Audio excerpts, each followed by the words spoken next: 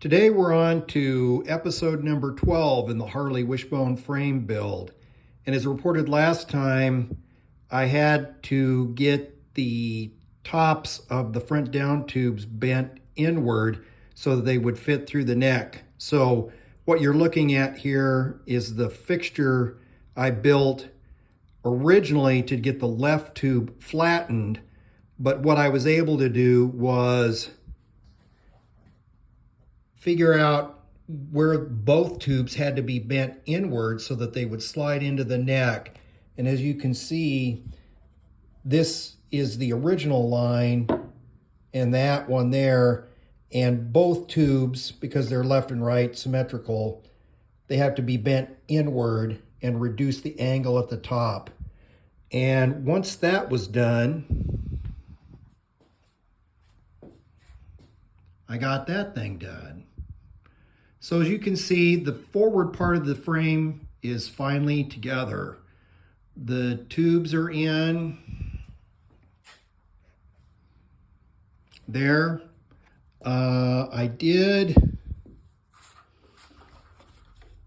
make some cardboard patterns when I was working on that. And what I was able to do was I took this cardboard pattern and put it on my friend's original 1948 frame. And then that tells me that what I have exposed in terms of down tube is pretty much right on the money. So that's all going pretty good. Happy with how that fits. Also, this past week, Sally finished the machining on my fixture that I needed to do to hold the axle plates together. So as you can see, it really looks like a frame. Again, behind the frame I'm building is my buddy's 1948 frame. And what I did was, after I got the machining done on this whole apparatus, the first thing I did was bolt it into this frame to make sure it fit and keep confirming that I have the axle plates in the exact location. Again, on the axle plates, you're controlling the up and down, the backward and forward, and then also left to right. So that thing has to be right on the money, and that's exactly how that thing works. So the rods that you see here, both these, basically I had some that fit in there, and then what I wanted to do was basically get these two frames lined up. I put a wood dowel through here so that the frames were sitting side by side, and they look, like I have the basic correct shape. So everything's going well. I'm at the point of the project now where I finally have to deal with what was left of the lower frame rails. As you can see, this thing is way inboard and will have to be bent out to fit with this piece of tube here.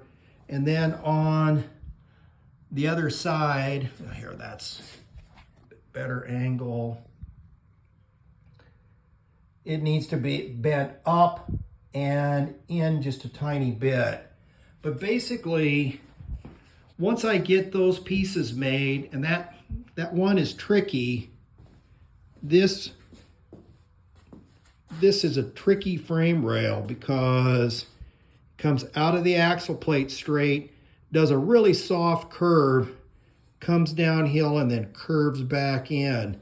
And I had some of that on what was left. There's another shot, and you can see how far off it was. So anyway, I made up some pieces that I think I can put together and make that work. So in the next video, I should have the repair pieces made for the back, and I think it means that the thing is almost ready to be welded together. I don't think I mentioned this before. I do all the dry fitting, but I don't even know how to weld. And I have friends that are really good at it. Plus, a couple people I know both have frame tables. So after all the dry fitting is done, I'm going to take it to one of those two guys, have it put into their fixture, which should reconfirm my dimensions, and then get this thing welded together. So, I mean, I still need to get the bracket that welds to the frame and supports the brake crossover shaft. I need to get the gas tank mount. I need to get those blocks that weld back here for the horn, little things like that. But it finally looks like a wishbone frame. So as always, like, share, subscribe, comment as necessary, or if you're just curious or have any questions. Thanks, everyone. Bye.